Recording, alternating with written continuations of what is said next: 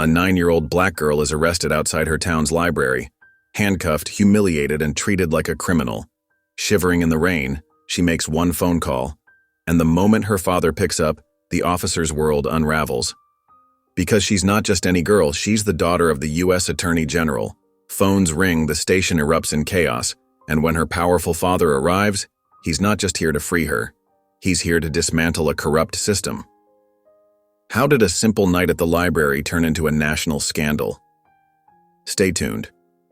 Before we get into the story, comment below where in the world you are watching from today. Aaliyah's footsteps splashed through puddles as she made her way down the familiar sidewalk to the library. The old brick building stood like a faithful friend against the gray sky, its windows glowing warmly despite the dreary weather.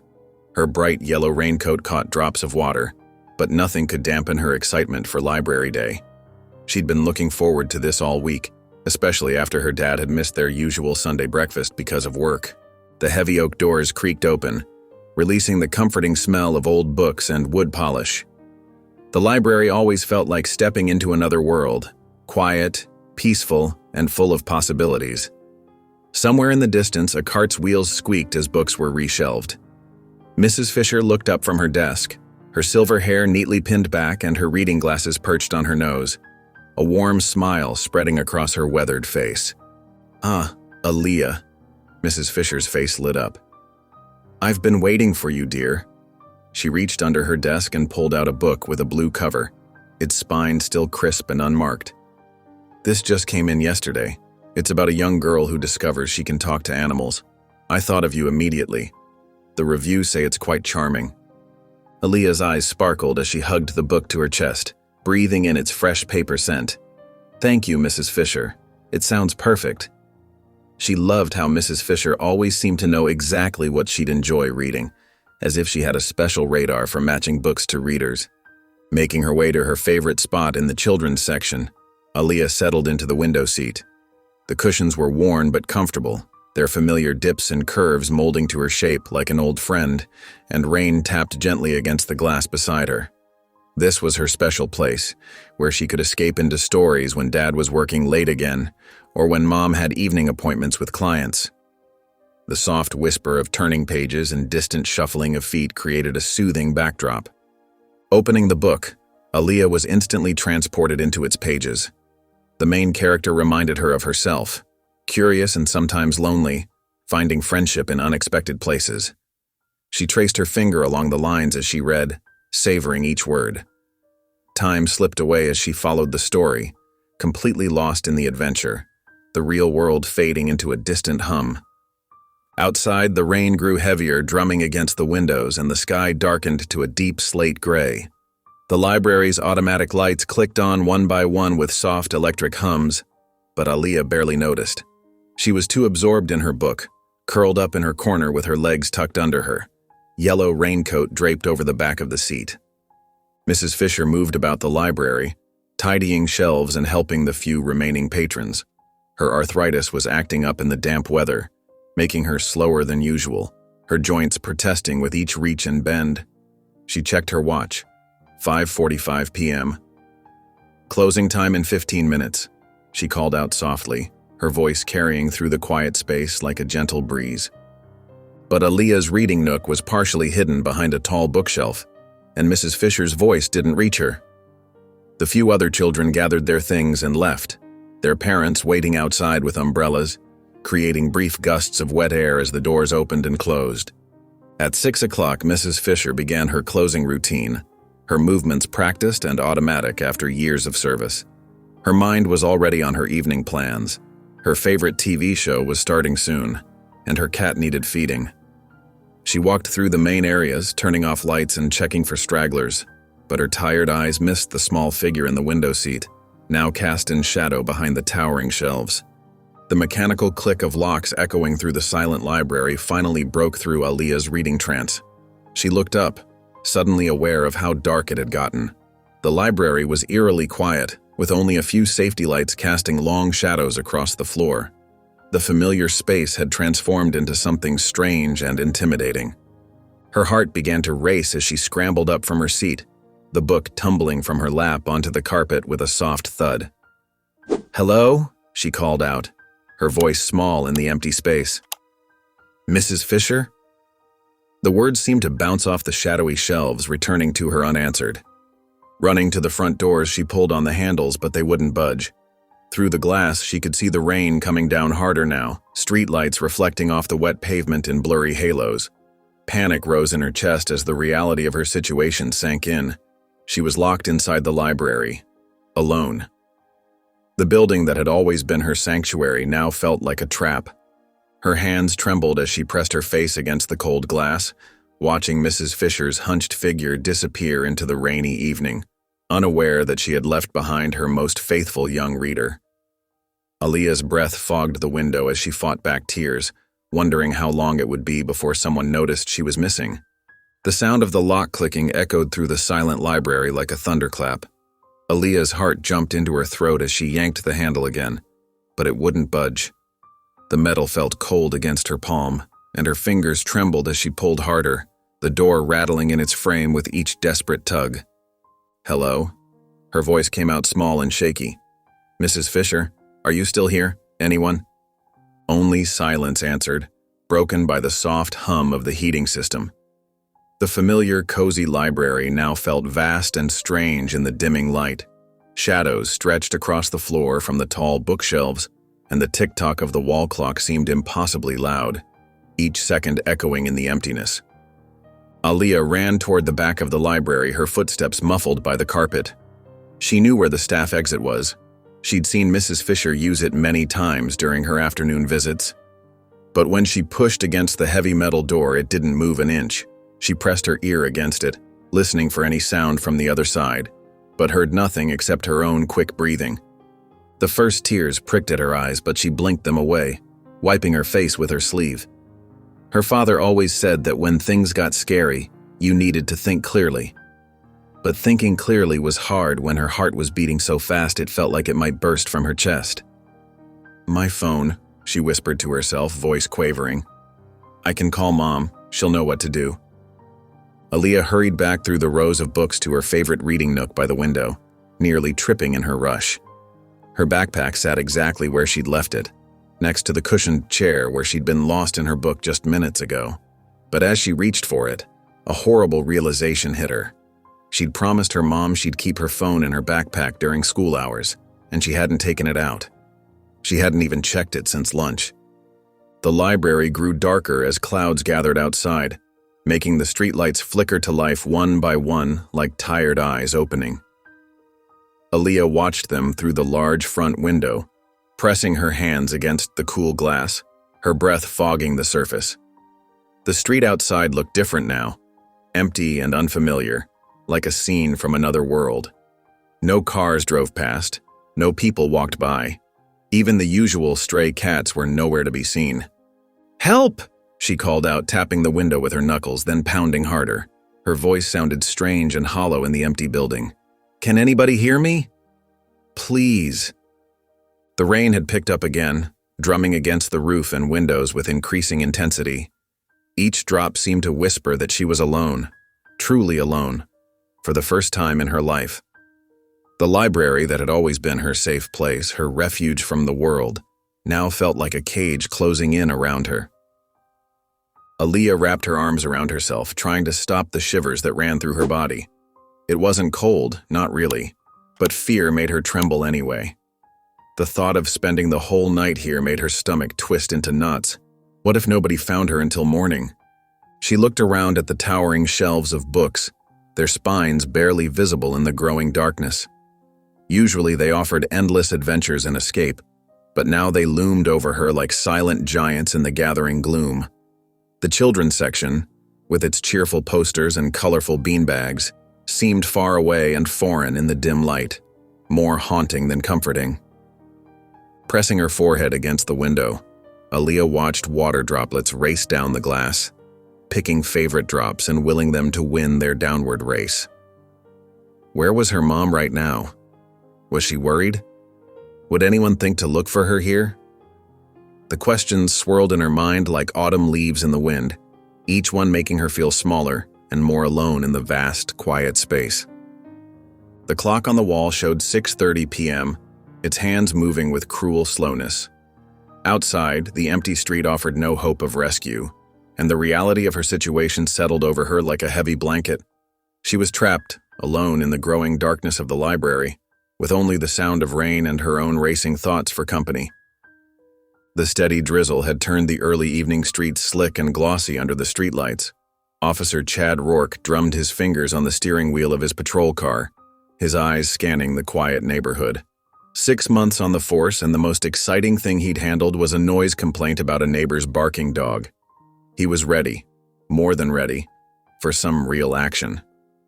He took another sip of his lukewarm coffee, grimacing at the bitter taste. The radio crackled to life. All clear on Main Street, just another routine night in their small town. Rourke shifted in his seat, trying to find a more comfortable position during what seemed like another endless patrol. Then something caught his eye, movement inside the darkened library. Rourke sat up straighter, coffee forgotten, nearly spilling it in his excitement. There, a small figure in what looked like a hooded jacket moving between the windows. His pulse quickened as he watched the shadow dart past again, his mind already racing with possibilities. "This is it," he muttered to himself, already imagining how this could play out. His first real arrest, maybe even a commendation. Finally, a chance to prove himself to the department. He grabbed his radio, trying to keep the excitement out of his voice. Possible break-in at the library, moving in. The cruiser's door opened with a soft click as Rourke stepped out into the drizzle. His hand instinctively moved to his holster, unfastening the safety strap. Training kicked in as he assessed the situation. Single perpetrator, small building, possibly a juvenile delinquent, still dangerous. Cornered criminals were always unpredictable. His heart pounded with anticipation. The beam of his flashlight cut through the darkness as he approached the building. Water dripped from the library's gutters, creating hollow metallic pings in the quiet night. His boots made soft squeaking sounds on the wet pavement as he moved toward the side entrance. The rain had picked up slightly, dotting his uniform with tiny droplets. Every muscle in his body tensed as he noticed the side door was unlocked. Rookie mistake by the perpetrator. Rourke drew his weapon, the familiar weight of the gun steadying his nerves. This was what he'd trained for. This was his moment to shine. The door creaked slightly as he pushed it open. The library's interior was dark except for the faint glow of emergency exit signs casting red shadows across the shelves. The smell of old books and furniture polish filled his nostrils. The silence felt heavy, almost oppressive, broken only by the soft patter of rain outside. He heard it then, the soft scuffle of movement somewhere in the children's section. Rourke raised his weapon, adopting the proper stance just like he'd practiced countless times at the academy. His finger rested near the trigger, ready for anything. "Hands where I can see them," his voice boomed through the quiet building, authoritative and commanding. The words echoed off the walls, bouncing between the rows of silent books. He felt powerful, in control, just like he'd always imagined. For a moment, complete stillness. Then, from somewhere in the darkness, came a tiny, frightened gasp. The sound was so small, so unexpected, that it made Rourke's confident stance waver for just a fraction of a second. The harsh beam of Officer Rourke's flashlight cut through the darkness, illuminating dust particles dancing in the air like tiny stars caught in his aggressive sweep. His heart pounded with anticipation. Finally, a real crime to stop, a chance to prove himself. "Hands up," he commanded, his voice echoing off the library's high ceiling, bouncing between the wooden beams above. Aaliyah stood frozen between the towering bookshelves, her small frame trembling like a leaf in autumn. The book she'd been reading, a story about brave knights and magical quests, slipped from her fingers and hit the floor with a dull thud that seemed to echo in the silent space. She slowly raised her hands, her mind unable to process what was happening in this place that had always meant safety and comfort. "Don't move." Rourke advanced, his boots heavy against the carpeted floor, each step deliberate and threatening. The beam of light revealed what looked to him like a teenage suspect in a dark hoodie, and his mind immediately jumped to conclusions. His training kicked in. Control the situation, Establish dominance, secure the perp. Nothing else mattered. "Who else is with you?" he demanded, scanning the shadows between the bookshelves, his flashlight beam darting back and forth like a predator's eyes. "Are you working with someone? Answer me." "No one," Aaliyah stammered, her voice barely a whisper in the vast space. I didn't." The words caught in her throat as tears began to well up in her eyes, blurring the familiar spines of books she knew so well. She wanted to explain about Mrs. Fisher, about getting lost in her book, about how this was all just a terrible mistake, but fear had stolen her voice. But Officer Rourke wasn't listening. His mind was already made up. This was a break-in, and he'd caught the perpetrator red-handed. He grabbed Aaliyah's small arm, spinning her around with more force than necessary, making her gasp. The cold metal of the handcuffs clicked against her wrists, the adult-sized restraints loose around her tiny hands, rattling with every movement. Tears spilled down Aaliyah's cheeks as reality set in, each drop feeling like ice against her skin. This wasn't like the stories she read, where brave heroes always came to the rescue and justice prevailed. This was real, and it was terrifying. The library, her safe haven filled with countless adventures and dreams, had become a place of fear and confusion in mere moments. "You have the right to remain silent," Rourke muttered mechanically as he marched her toward the exit, one hand gripping her arm tight enough to leave marks. His voice droned on with the Miranda rights, but Aaliyah could barely hear him over the sound of her own racing heart and the blood rushing in her ears. The exit door swung open with a heavy creak, and the cold night air hit Aaliyah's tear-stained face like a slap. She looked up at the dark, rainy street, desperately hoping to see a familiar face, her mom, her dad, even Mrs. Fisher. But there was no one, just empty sidewalks glistening under streetlights, and the steady patter of rain that seemed to mock her situation. The droplets mixed with her tears as she was led away from the only place she'd ever felt truly herself. The rain fell steadily, creating a misty haze under the streetlights. Aaliyah's feet scraped against the wet sidewalk as Officer Rourke pulled her toward his patrol car.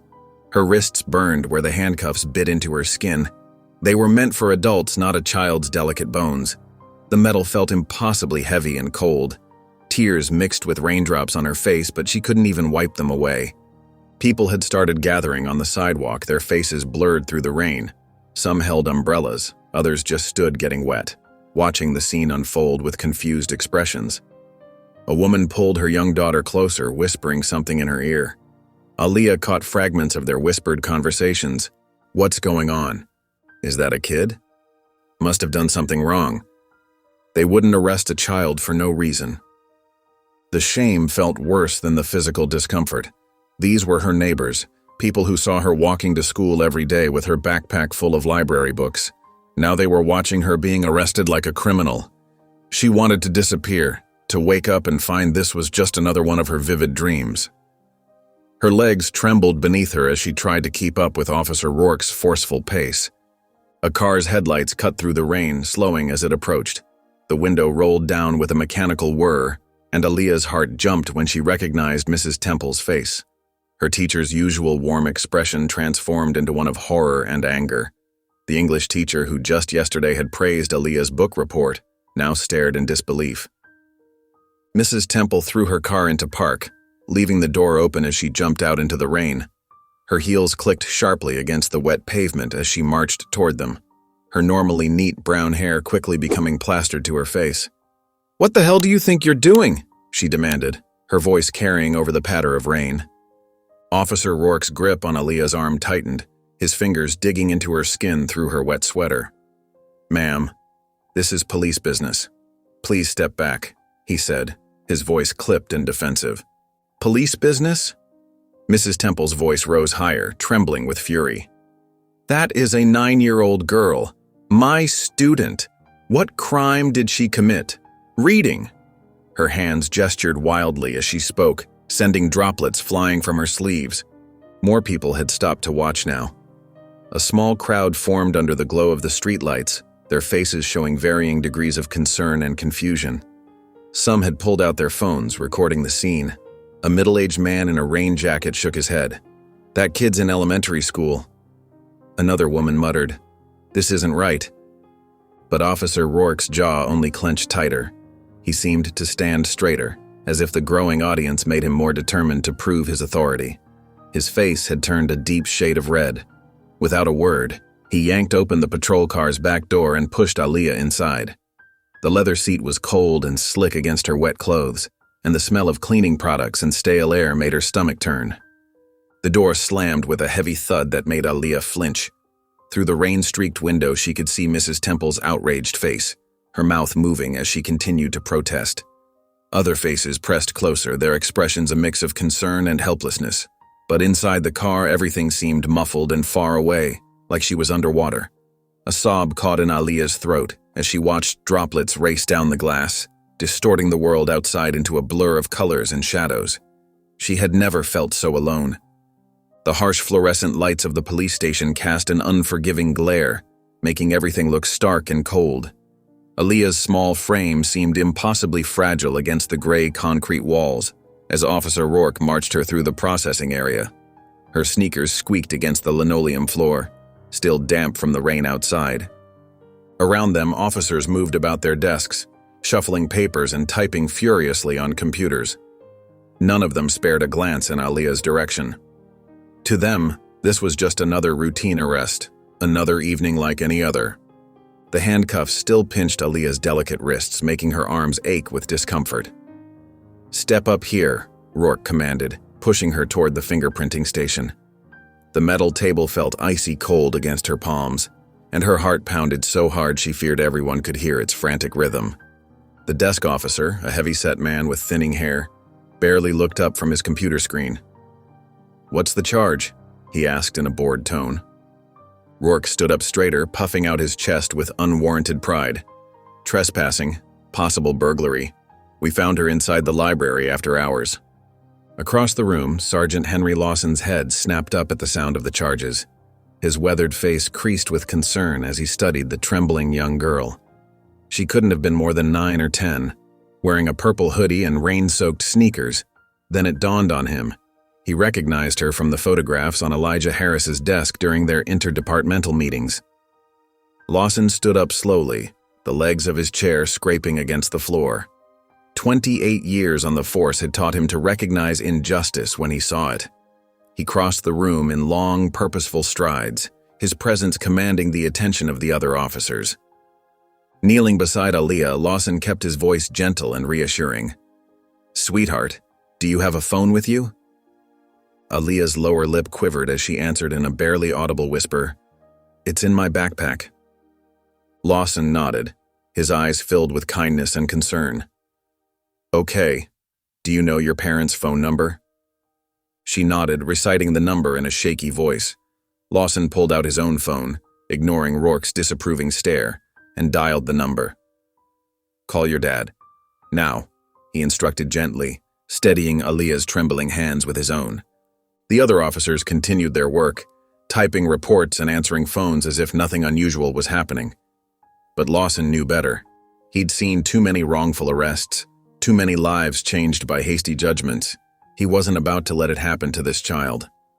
Rourke stood nearby, arms crossed, still convinced he'd done the right thing. "She was trespassing," he muttered, his voice laced with a hint of uncertainty. The phone rang in Aaliyah's hand, each ring echoing in her ears like a thunderclap.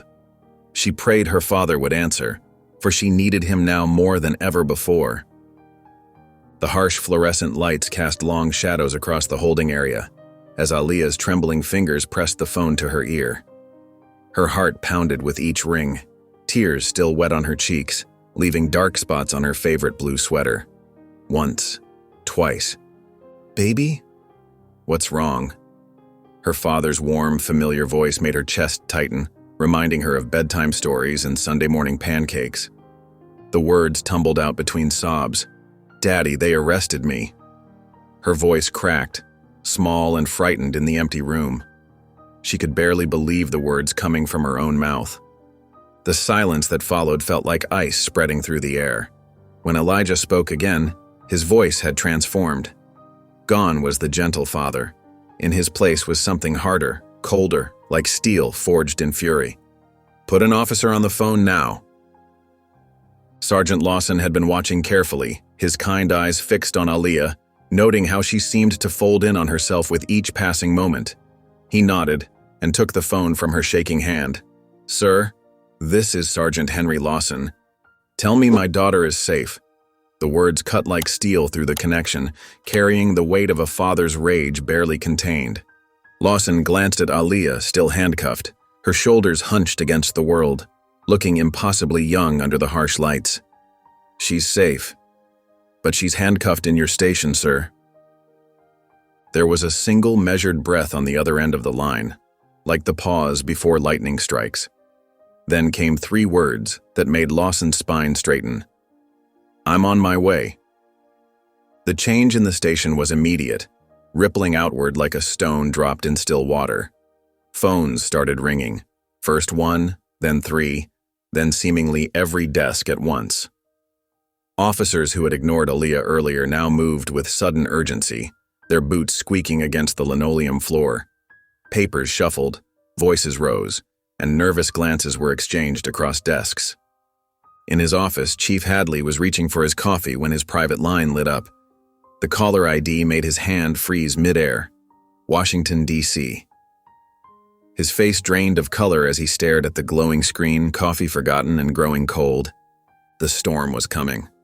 Officer Rourke stood near the holding area, his earlier confidence crumbling like a sandcastle at high tide as he watched the chaos unfold. His jaw clenched and unclenched, his eyes darting between Aaliyah and the growing commotion around him. The swagger in his stance had vanished, replaced by an anxious shifting from foot to foot. Sergeant Lawson kept his hand on Aaliyah's shoulder, a quiet promise of protection as the station erupted into frantic activity. She looked up at him, her eyes wide and uncertain, tears still clinging to her lashes, and he gave her a gentle squeeze of reassurance. In that moment, she reminded him of his own daughter, and his resolve hardened. The storm was coming, and everyone in the station could feel it in their bones, like the electric charge before thunder breaks. The convoy of black SUVs tore through the quiet streets, their tires squealing as they came to an abrupt halt outside the police station. Red and blue lights from patrol cars cast eerie shadows across the building's facade. The doors flew open in perfect synchronization. Men in dark suits emerged, their earpieces glinting under the streetlights, hands hovering near concealed weapons. Last to step out was Elijah Harris, his perfectly tailored suit a stark contrast to the chaos around him. His face remained expressionless, but his eyes burned with an intensity that made veteran officers step back. Each footstep echoed through the station's lobby as he entered, commanding attention without saying a word. The usual bustle of the precinct died instantly. Officers froze mid-conversation, coffee cups suspended halfway to their lips. "Where's my daughter?" His voice cut through the silence like a knife, quiet but carrying more weight than a shout ever could. The words seemed to drop the temperature in the room by 10 degrees. Officer Rourke stood near the desk, his earlier confidence evaporating. Sweat beaded on his forehead as he watched the U.S. Attorney General scan the room, his fingers nervously drumming against his holster. Chief Hadley burst out of his office, his tie askew and face flushed, nearly tripping over his own feet in his haste. "Mr. Harris, sir, I can explain everything. There was a misunderstanding," Hadley started, but Elijah walked past him as if he were invisible, the chief's words dying in his throat. Instead, he stopped in front of Sergeant Lawson, who stood straight-backed and unwavering, his weathered face showing a quiet understanding. "Sergeant, take me to my daughter." Lawson nodded once, respect evident in his eyes. "This way, sir." They walked down the corridor, their footsteps echoing off the cold walls. The fluorescent lights hummed overhead, casting harsh shadows on the linoleum floor. Behind them, Hadley wrung his hands, and Rourke's face had gone pale as milk. The other officers watched in stunned silence as the most powerful lawyer in the country strode through their station like an avenging angel. The holding cell door creaked open with a metallic groan. Aaliyah sat on the hard bench, her small frame dwarfed by the institutional surroundings, her hands clasped tightly in her lap. When she saw her father, she leaped up and ran straight into his waiting arms, her shoes squeaking against the concrete floor. Elijah caught her, lifting her off her feet and holding her close, his strong arms trembling slightly. For a moment, the mask of controlled fury slipped, revealing the face of a father whose heart was breaking. Aaliyah buried her face in his shoulder, her tears soaking into his expensive suit, her small body shaking with quiet sobs. The morning sun filtered through the kitchen windows of the Harris family home, casting warm rays across the granite countertops. Aaliyah sat hunched at the breakfast table, her favorite Mickey Mouse pajamas hanging loose on her small frame. Steam rose from the stack of chocolate chip pancakes before her, usually a weekend treat, but today was different. The syrup pooled untouched on the plate as she pushed a piece around with her fork, watching it leave sticky trails across the white ceramic. Vanessa perched next to her daughter, stirring her coffee absently while watching Aaliyah's every movement. The spoon clinked softly against the ceramic mug, a nervous rhythm that matched her worried thoughts. Across the table, Elijah's newspaper lay forgotten as he studied his daughter's face. Dark circles rimmed his eyes from a sleepless night spent making calls and drafting statements, his usual composed demeanor cracking at the edges. The kitchen clock ticked loudly in the heavy silence, each second echoing like a hammer blow. Outside, news vans had already started gathering, their satellite dishes reaching toward the sky like metal flowers. The curtains were drawn tight against their prying lenses but couldn't completely muffle the distant voices of reporters setting up their equipment.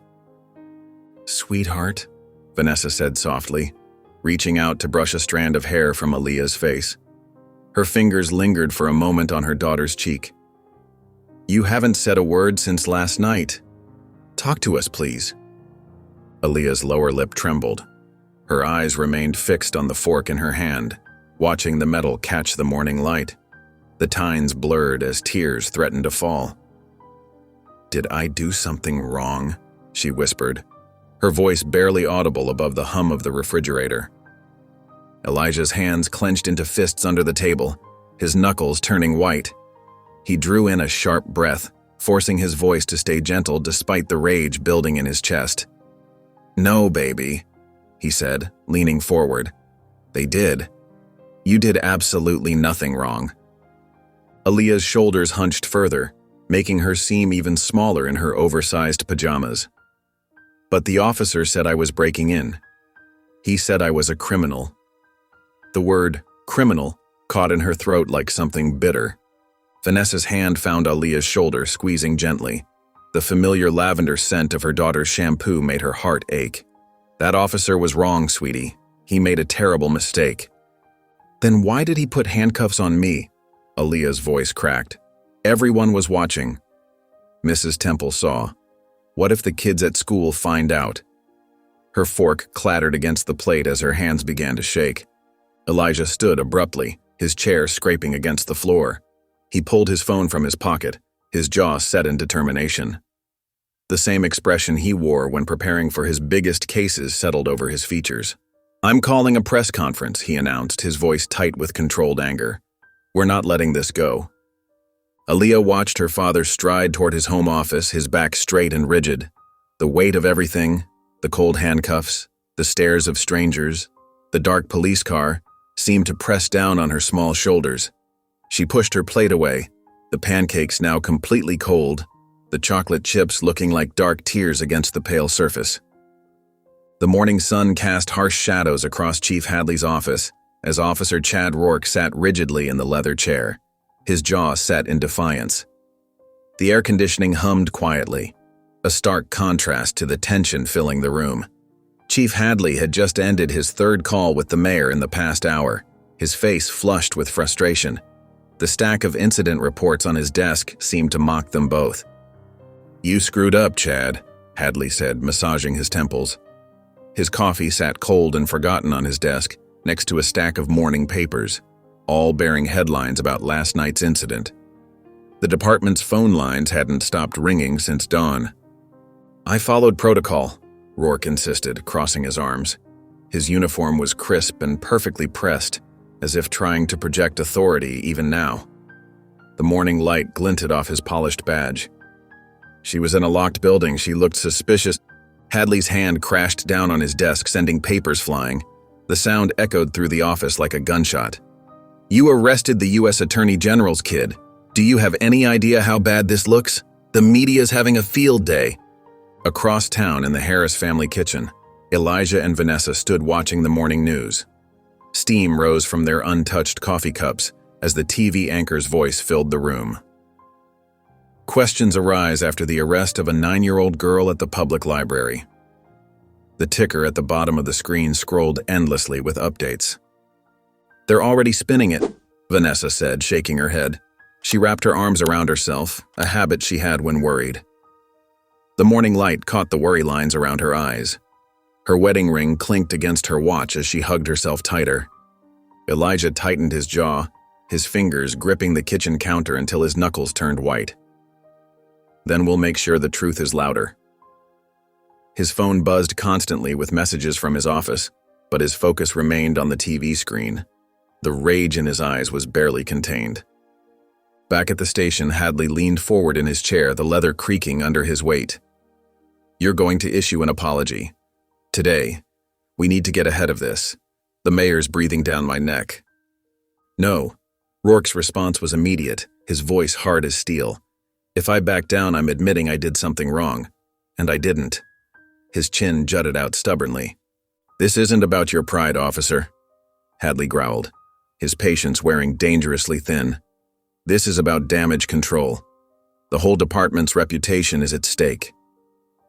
"I made a judgment call based on my training," Rourke insisted, his shoulders squared. "She was in a dark building after hours. What was I supposed to think?"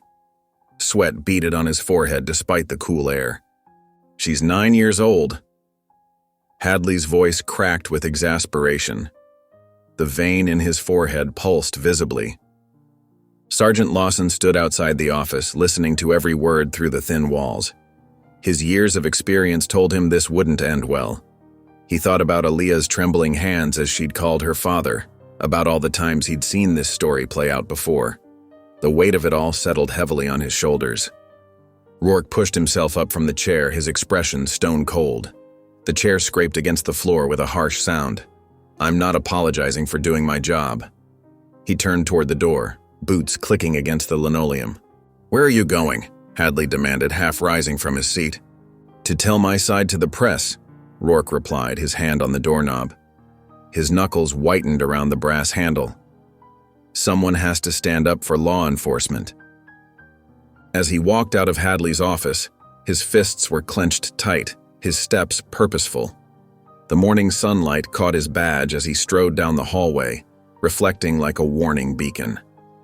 Instead of the apology Hadley demanded, he was ready to double down in front of the press. The door clicked shut behind him with a sound of finality. The police locker room's fluorescent lights buzzed overhead, casting a harsh glow on the worn-out tile floors. Sergeant Henry Lawson stood frozen in front of his open locker, his calloused fingers tracing the familiar curves of the badge he'd worn with pride for over 3 decades. The metal felt different today, heavier, colder, as if it carried the weight of every decision, every mistake, and every moment of truth it had witnessed. The door swung open with a metallic creak that echoed through the room. Officer Chad Rourke strode in, his gym bag hitting the wooden bench with a loud, arrogant thud. His face bore that same smug expression he'd been wearing like a shield since the incident, daring anyone to challenge him. "You don't look too happy, old man," Rourke said, yanking open his locker with a clatter. "Still dwelling on that kid?" Lawson's grip on his badge tightened, his knuckles turning white. "A kid, Chad?" "You cuffed a kid," he repeated, his voice a low rumble filled with disappointment and anger. Rourke shrugged nonchalantly, not even bothering to meet Lawson's gaze. "I did my job. She was in the wrong place at the wrong time." The casual dismissal sent a surge of heat through Lawson's veins. He turned to face the younger officer, his voice dropping to a low, steady tone that demanded attention. "You know this isn't about a simple break-in, Chad. If that little girl had been white, you wouldn't have drawn your gun. You wouldn't have seen her as a threat." The locker room fell silent, as if someone had hit the mute button on the world. Officers who had been changing or chatting suddenly froze, their eyes darting nervously between the two men.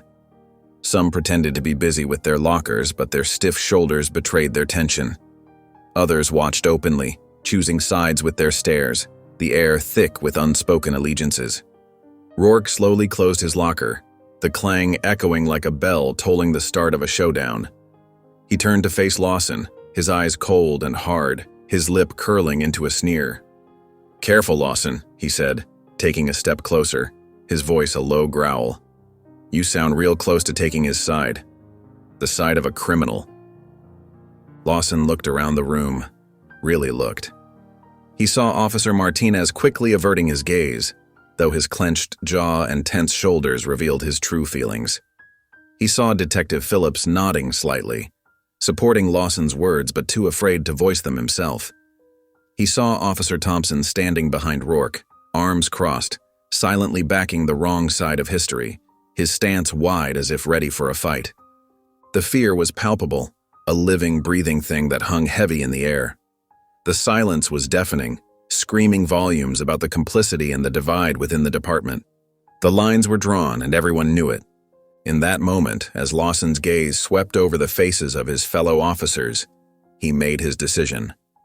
Without a word, he closed his locker, the sound final and decisive. He straightened his uniform, his shoulders squaring with resolve. He walked out of the room, his footsteps echoing through the hallway like the ticking of a countdown clock. 10 minutes later, he pulled into the parking space outside Elijah Harris's office building. The security guard recognized him, waving him through without question, the barrier lifting like a curtain rising on the next act. The elevator ride felt longer than usual, each floor bringing him closer to a choice he couldn't take back, a choice that would change everything. When he reached Harris's office, he didn't hesitate. He walked straight past the startled secretary, her surprised, "Sir, you can't," falling on deaf ears. He pushed open the heavy wooden door, revealing Elijah Harris seated behind his desk, a mountain of paperwork momentarily forgotten. Harris looked up, surprise quickly replaced by understanding as he saw the determined expression on Lawson's face. "I want to help," Lawson said simply, his voice filled with conviction, the words carrying the weight of his decision, the weight of his badge, and the weight of his conscience. The warm aroma of garlic and tomato sauce filled the Harris family kitchen, but the usual comfort it brought was absent tonight.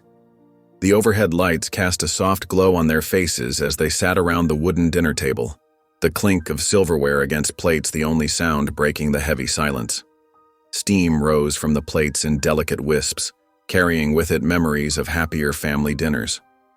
Aaliyah sat hunched in her chair, mechanically twirling strands of spaghetti around her fork without taking a bite.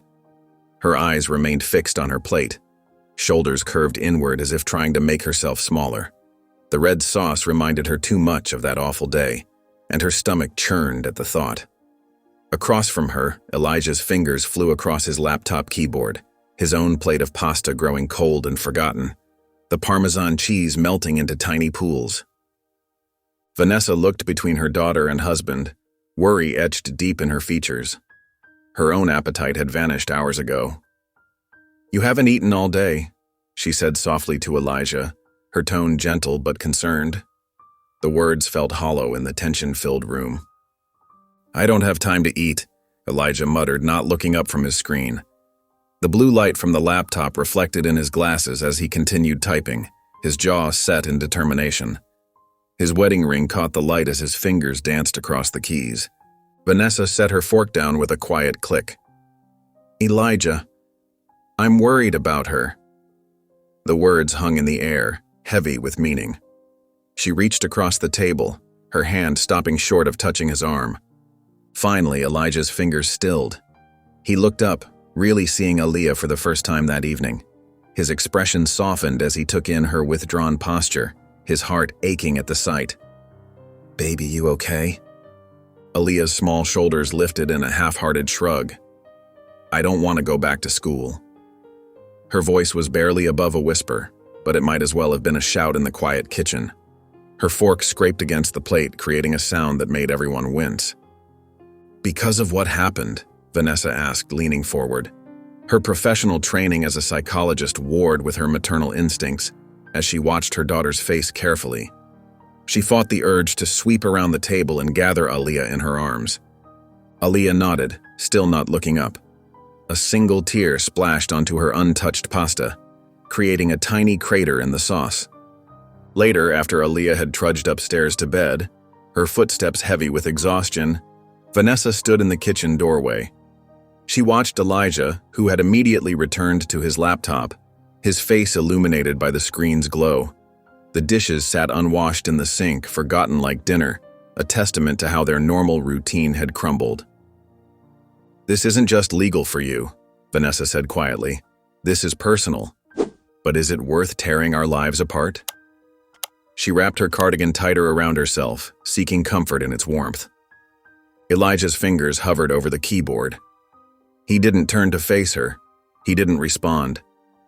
The silence stretched between them, filled with unspoken fears and mounting tension. Because deep down, he knew she was right.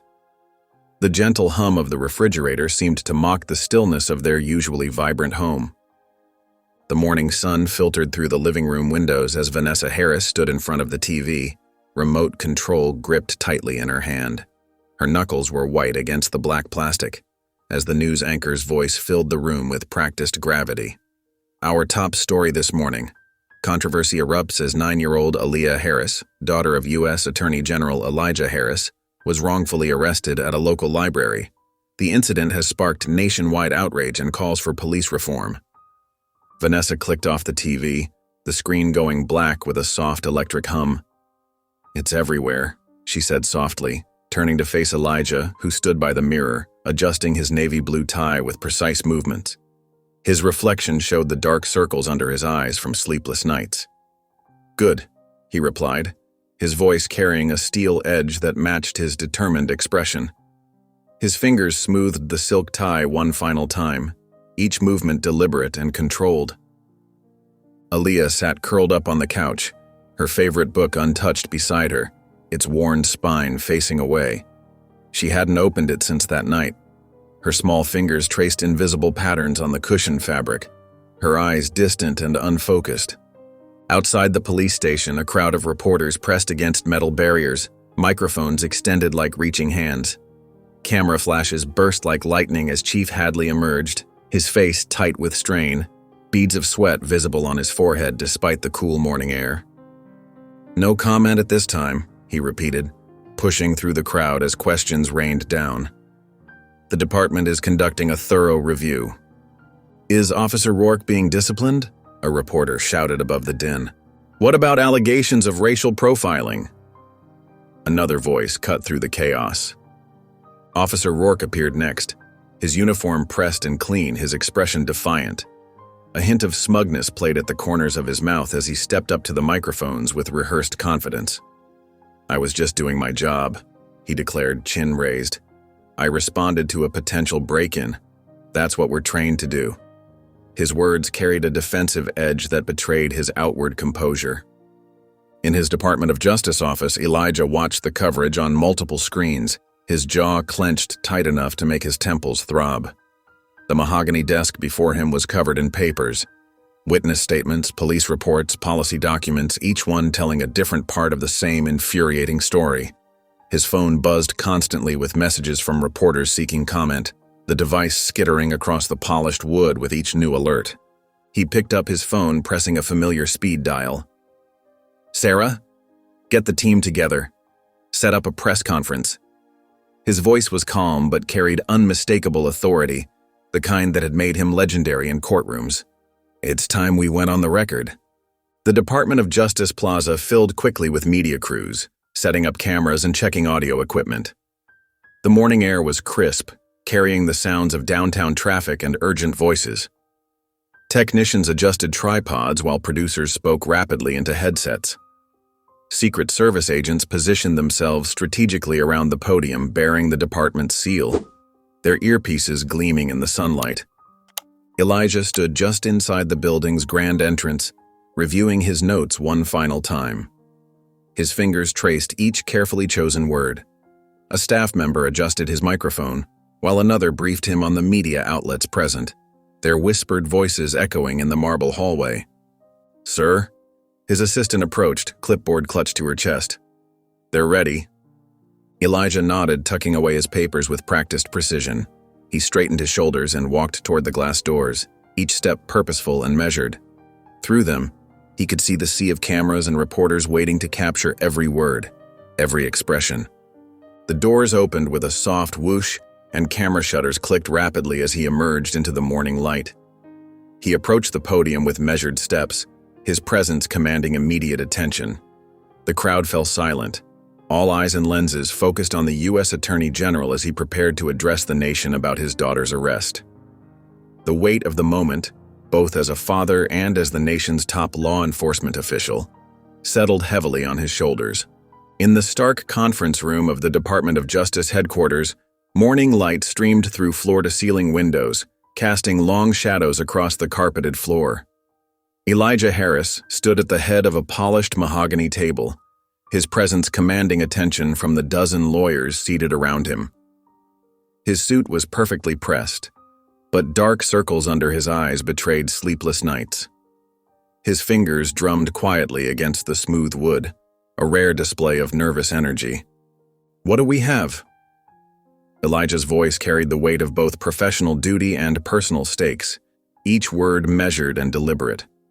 Sarah Chen, his lead investigator, pulled out a thick manila folder and spread its contents across the table, the papers making a soft rustling sound as they settled. "It's worse than we thought, sir. We've uncovered patterns of misconduct spanning decades. Racial profiling isn't just common, it's systematic. They've got it down to a science." Another lawyer, James Martinez, pointed to a stack of documents, his coffee going cold beside him. "False arrests, particularly in minority neighborhoods. The numbers are staggering. They've been targeting children as young as 12. Some of these kids' lives were destroyed before they even had a chance." "Until Aaliyah," someone muttered. The room fell silent, the weight of those two words hanging heavy in the air. A knock at the door interrupted the tension. Sergeant Henry Lawson entered, his police uniform crisp but his expression troubled, worry lines creasing his forehead. In his hands, he clutched a worn leather portfolio, its edges frayed from years of use. "Sorry I'm late," Lawson said, his voice grave, shoes squeaking against the polished floor.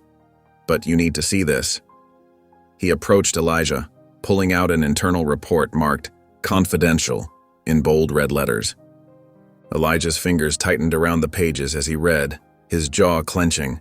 The paper crinkled slightly under his grip. "Chief Hadley's signature is on every one of these cover-ups. Every single one." Lawson nodded, shifting his weight uncomfortably. "He's been burying cases for years. Complaints disappear, witnesses change their stories, evidence goes missing. It's all there, the whole corrupt system, laid bare."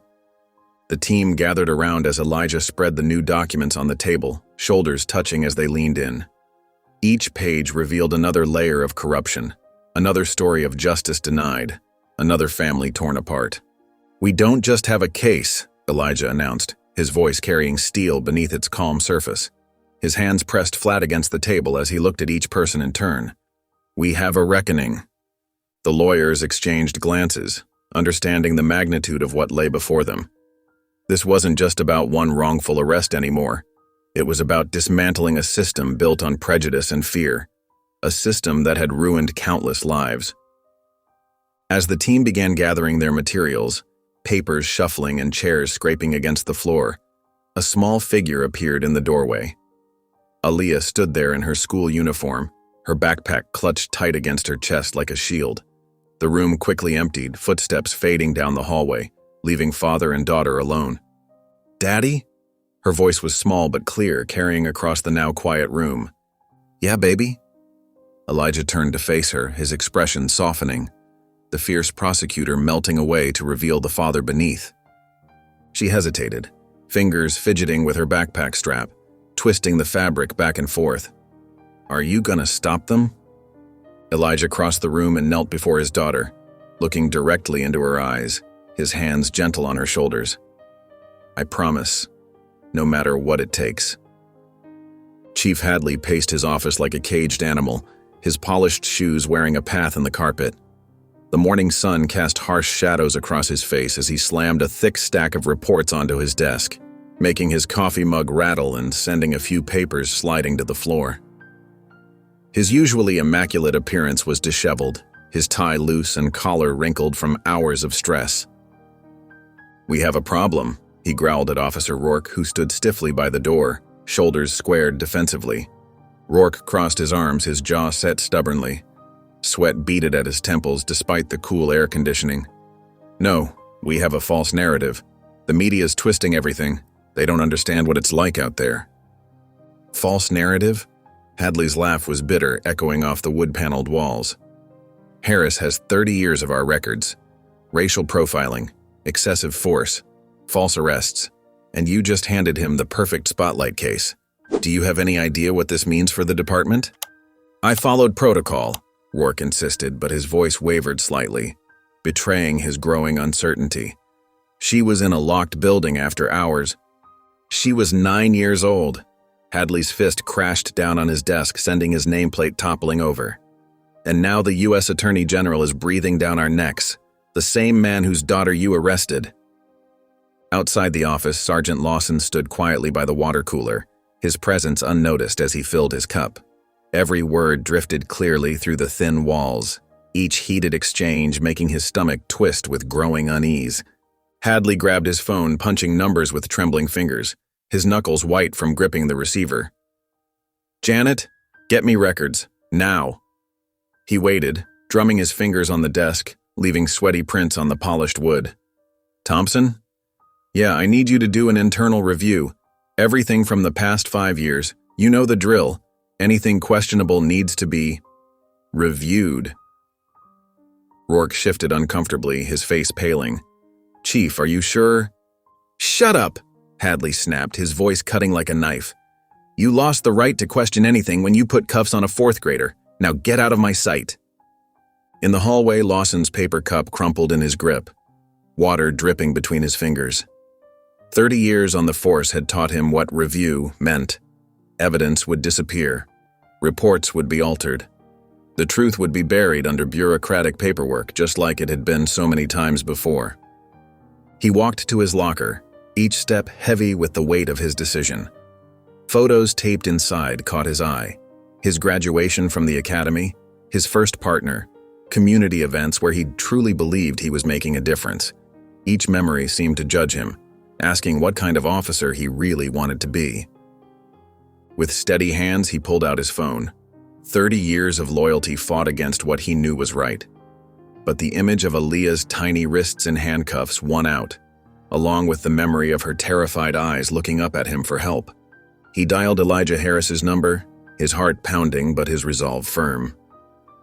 "Sir, it's Sergeant Lawson. Chief Hadley is destroying evidence. We need to act now. I won't let them bury this one." Vanessa Harris knelt beside her daughter in their sun-filled living room, her gentle hands smoothing the wrinkles from Aaliyah's powder blue dress. The girl's hands trembled slightly as she fiddled with the ribbon at her waist, her dark eyes fixed on a spot on the carpet. The dress had been carefully chosen for this moment, professional enough for the cameras, but still appropriate for a 9-year-old girl. "Are you absolutely sure you want to do this, sweetheart?" Vanessa asked, her eyes filled with concern. "We can wait if you're not ready." She tucked a stray curl behind Aaliyah's ear, studying her daughter's face for any sign of doubt. Aaliyah swallowed hard but lifted her chin with determination. "They need to hear me, Mom. They need to know what happened." Her voice was quiet but steady, carrying the same strength that had gotten her through the past few weeks. Through the curtained windows, they could see the crowd of reporters gathering on their front lawn. Camera crews set up their equipment, while journalists checked their microphones and notepads. The morning sun cast long shadows across the grass, and the murmur of voices drifted through the glass. Elijah appeared in the doorway, his usual commanding presence softened by worry for his daughter. His tie was perfectly straight, but his fingers kept reaching up to adjust it nervously. "The press is ready whenever you are, baby girl. But your mom's right. We can do this another day."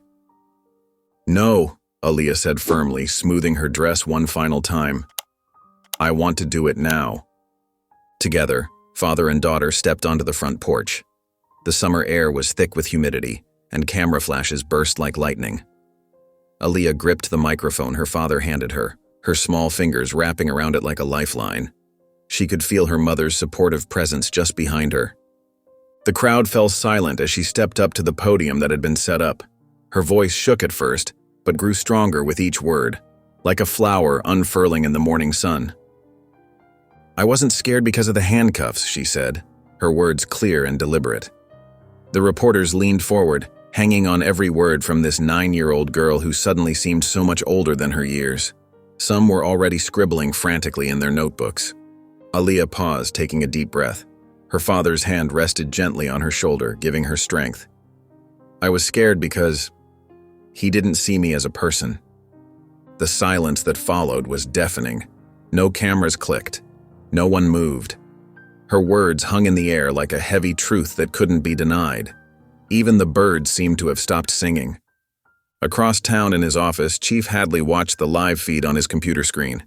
His face grew redder with each passing second, the veins in his neck standing out. He slammed his fist on his desk, sending papers flying and a coffee mug teetering dangerously close to the edge.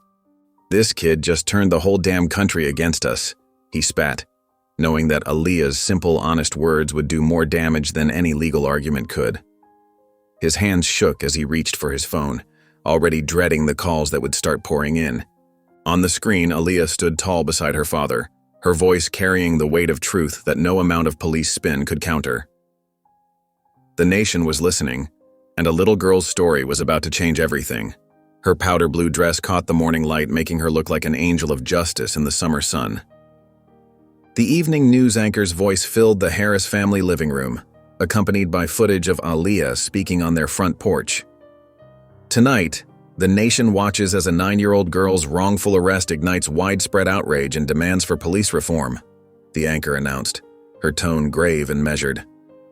Vanessa sat on the couch, clutching a throw pillow to her chest, her knuckles white from gripping the fabric. Her eyes remained fixed on the screen as different networks picked up the story, each one replaying the same heart-wrenching moments. Each one showed Aaliyah's small figure at the microphone, her voice clear despite her fear. "He didn't see me as a person." The words echoed through their home, carrying the weight of truth that no child should have to bear. "This is bigger than us now," Vanessa whispered, watching as footage shifted to crowds gathering outside the police station. Signs bobbed above the protesters' heads. "Justice for Aaliyah, and stop criminalizing our children." The sea of faces seemed endless, stretching down block after block, their chants rising like waves. In his downtown office, Elijah Harris sat at a long conference table surrounded by civil rights leaders, their faces etched with decades of similar battles. The room hummed with determined energy as they pored over documents and statistics, coffee cups long gone cold beside their laptops and legal pads. "We need real change," Elijah declared, spreading out a series of reports, his fingers tracing the damning numbers. "This isn't just about my daughter anymore. It's about every child who's been wrongfully targeted, every person who's been profiled, every voice that's been silenced." His words carried the weight of both a father's pain and an attorney's purpose. Across town, Chief Hadley paced his office like a caged animal, his face red with frustration, sweat beading on his forehead. Officer Rourke stood by the window watching protesters fill the street below, his jaw clenched tight enough to crack teeth. "If anyone leaks another damn report, they're out," Hadley barked at his gathered officers, spittle flying from his lips. "Do you understand me? Out!" His hands shook as he shuffled through papers on his desk, sending several floating to the floor. Sergeant Lawson stood quietly in the corner, his expression neutral but his mind made up, his badge feeling heavier by the minute. Years of witnessed injustices weighed heavy on his conscience, each memory another brick in his decision. Tomorrow he would testify about everything he'd seen, everything he'd been forced to ignore. The evening grew darker, but the protests only grew louder, their chants echoing off downtown buildings. Inside his office, Chief Hadley's phone buzzed with an urgent news alert. His face drained of color as he read the headline, "Anonymous source reveals decades of police misconduct." More files, more evidence, more truth. Each revelation another crack in the foundation of their carefully constructed narrative. Hadley slammed his laptop shut, the sound echoing through his empty office like a gunshot. "We're losing control," he muttered, loosening his tie with trembling fingers, his reflection in the window showing a man on the edge of panic. Meanwhile, in the Harris household, Elijah reviewed the leaked documents on his tablet, his jaw set with determination, the blue light casting shadows across his face. Each page revealed another thread in a tapestry of systemic problems: racial profiling, excessive force, buried complaints. The evidence was overwhelming, a dam of secrets finally breaking. Vanessa watched her husband from the doorway, seeing the fire in his eyes, remembering why she'd fallen in love with his passion for justice. She recognized that look, the same one he wore in court when fighting for justice, but this time it wasn't just another case. This was their daughter. This was their fight, their chance to make sure no other child would face what Aaliyah had endured. The city buzzed with tension as night fell, like a powder keg waiting for a spark. News vans lined the streets, their satellite dishes reaching toward the sky like metal trees, broadcasting the unfolding story to millions. Social media exploded with hashtags and shared videos, each post adding fuel to the growing movement. Aaliyah's story had become a rallying cry, a catalyst for change that no one, especially not Officer Rourke or Chief Hadley, could control anymore. The truth was spreading like wildfire, and there was no containing it now. The fluorescent lights of the police union headquarters buzzed overhead as Officer Chad Rourke sat stiffly across from his lawyer, his jaw set in defiance. The morning sun filtered through dusty blinds, casting harsh shadows across his face. A half-empty coffee cup sat untouched beside him, gone cold hours ago. "We're suing for wrongful termination and defamation," Rourke declared, his fingers drumming against the metal table. His uniform was crisp, but dark circles under his eyes betrayed sleepless nights. The American flag pin on his lapel caught the light as he shifted uncomfortably in his chair. The lawyer, a middle-aged man with graying temples, adjusted his glasses and sighed. "You arrested a child," he reminded Rourke, his tone measured but firm. He shuffled through a stack of papers, each one detailing the mounting evidence against his client. "I followed protocol," Rourke growled, slamming his palm on the table. His face flushed red. "And I won't apologize. Not to Harris, not to the media, not to anyone." The force of his hand made the coffee cup rattle, spilling a few drops onto his pristine sleeve. Chief Hadley paced nearby, his shoes clicking against the linoleum floor. "The department stands behind Officer Rourke's right to defend himself," he announced to the room, though his voice wavered slightly. His hands were clasped behind his back, knuckles white with tension. Within hours, the news broke. Every major network picked up the story. The Harris family's flat-screen TV blared the headline, "Officer Rourke files lawsuit against Police Department and U.S. Attorney General Elijah Harris." The ticker tape beneath scrolled endlessly with updates and reactions from both sides. In their kitchen, Vanessa's coffee mug slipped from her fingers, shattering on the floor. Dark liquid splashed across the tiles. "Are you serious?" she whispered, staring at the screen in disbelief. The morning light streaming through their windows seemed to mock the darkness of the moment. Aaliyah sat at the breakfast table, her cereal growing soggy as she watched the news, her small face scrunched in confusion. "He's the one who arrested me," she said quietly, pulling her sweater tighter around herself. "How can he be mad at us?" Her spoon clinked against the bowl as her hand trembled slightly. Vanessa knelt to clean up the broken mug, her hands shaking slightly. "Sometimes, sweetheart, people can't admit when they're wrong. They'd rather blame others than face their own mistakes." She grabbed a dishcloth from the counter, dabbing at the spreading coffee stain. At the Department of Justice, Elijah's office phone rang. He picked it up, his expression hardening as his legal team delivered the news. "They're trying to flip the narrative," his chief counsel explained, papers rustling in the background. The morning traffic hummed 20 stories below. Elijah leaned back in his leather chair, studying the city skyline through his office window. His reflection showed a man who hadn't slept much, but whose determination hadn't wavered. "Then we'll flip it right back," he stated firmly, his voice carrying the weight of both a father's love and a prosecutor's resolve. Family photos on his desk caught the morning light, Aaliyah's smile frozen in happier times. Down at the police station, Rourke stood before a hastily assembled press conference, microphones thrust toward his face. "I'm the victim here," he insisted, his voice cracking with rehearsed emotion. My career has been destroyed because I did my job. I followed procedure. Where's the justice for police officers? Camera flashes punctuated each word like exclamation points. Chief Hadley stood behind him, nodding supportively, though sweat beaded on his forehead. The gathered reporters shouted questions, their voices overlapping in a cacophony of skepticism and curiosity. The department's PR representative hovered nervously at the edge of the podium. Back in Elijah's office, his phone buzzed again. This time, it was Vanessa. "Have you seen the news?" she asked, worry evident in her voice. A siren wailed in the distance, its echo reaching both ends of the call. "I have," Elijah replied, his tone steady. "Tell Aaliyah not to worry. He's just making noise."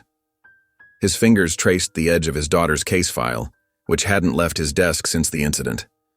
The morning stretched on, and across the city people watched their screens as Officer Rourke tried to paint himself as a martyr. But in the Harris household, a little girl who'd been wrongfully handcuffed just sat quietly, wondering how the man who'd scared her so badly could now claim to be scared himself. Her cereal bowl sat forgotten, the milk now warm and the flakes dissolved into an unappetizing mess. The kitchen was warm and quiet, filled with the lingering scent of garlic and herbs from dinner as Elijah Harris stood by the granite counter, absently stirring his cooling coffee. His wedding ring clinked softly against the ceramic mug with each circular motion. His phone buzzed against the marble countertop, an unknown number lighting up the screen. He picked it up, deep lines forming between his brows. "Hello?" A gravelly voice slithered through the speaker, each word dripping with menace. "Drop the case, or your family pays the price." The line went dead with a sharp click that seemed to echo in his ear. Elijah's hand tightened around the phone, his knuckles turning white beneath his dark skin. The coffee in his mug rippled as his hand trembled slightly, tiny waves lapping at the sides. He set the phone down carefully, too carefully, like it might explode. Vanessa looked up from where she was helping Aaliyah with her math homework at the kitchen table, pencils and papers spread before them. She knew her husband's faces, all of them, from his courtroom confidence to his rare moments of doubt. This one made her stomach twist into knots. "What's wrong?" she asked, her voice steady despite the worry creeping into her chest. Elijah smoothed his expression, but his eyes remained dark and troubled. "Nothing," he said, the word falling flat between them like a heavy stone. Later that night, as darkness settled over their quiet suburban neighborhood, Vanessa noticed it first. A black SUV parked across the street, its engine off but exhaust still curling in the cold air. No lights, no movement, just waiting. She stood at the living room window, peeking through a gap in the cream-colored blinds. The streetlight cast an eerie yellow glow on the vehicle's tinted windows, making them gleam like black ice. Her heart picked up speed, drumming against her ribs. "Elijah," she called softly, not wanting to alarm Aaliyah, who was reading upstairs in her bedroom. "Come here." He appeared beside her, his shoulder tense as granite under her touch. She pointed to the SUV, her finger trembling slightly. "It's been there for an hour, not moving." Elijah's jaw clenched, a muscle ticking in his cheek. He watched the vehicle for a long moment, then turned to his wife, his expression grim but determined. "We need to call security." Vanessa nodded, relief flooding her face. "Yes, we do." He pulled out his phone, dialing a number he'd hoped he'd never need to use, one reserved for federal prosecutors facing credible threats. His voice was low but firm as he spoke to someone on the other end, outlining the situation in clipped, precise terms. The night passed slowly, each tick of the clock echoing in the tense silence.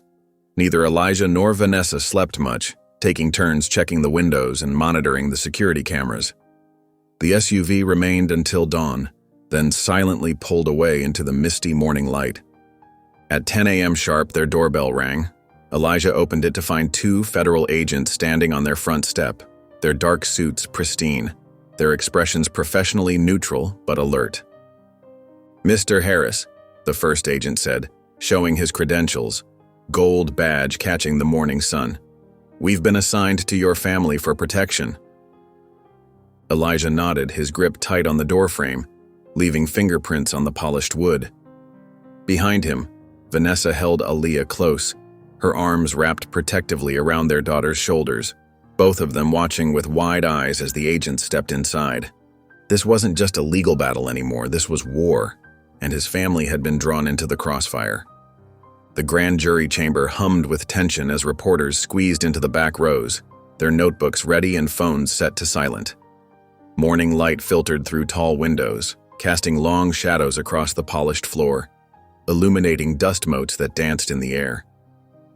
Sergeant Henry Lawson sat straight-backed in the witness chair, his weathered hands clasped tightly in his lap, the gold band on his finger catching the light.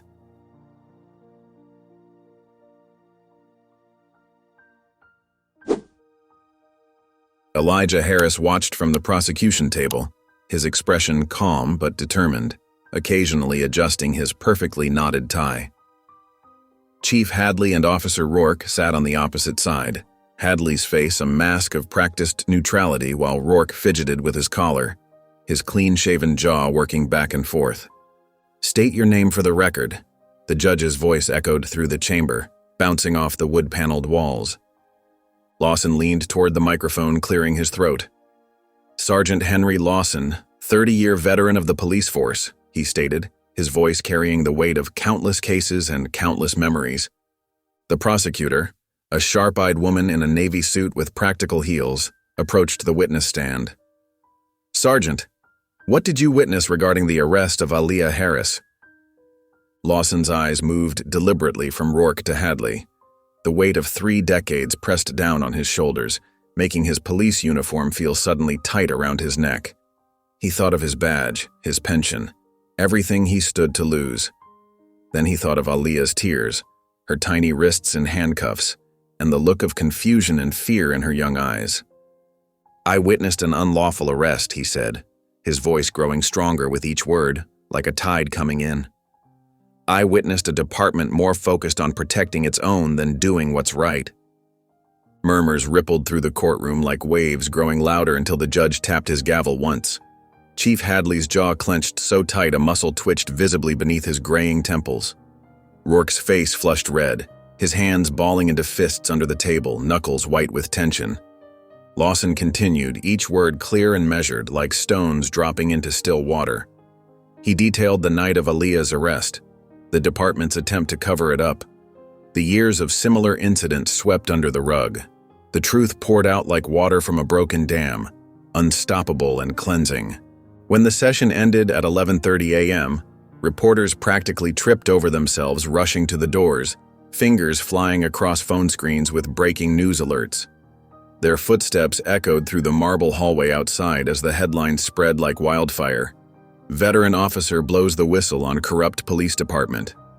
In the now quiet chamber, Elijah approached Lawson, extending his hand. His eyes held a mix of gratitude and respect. "You did the right thing."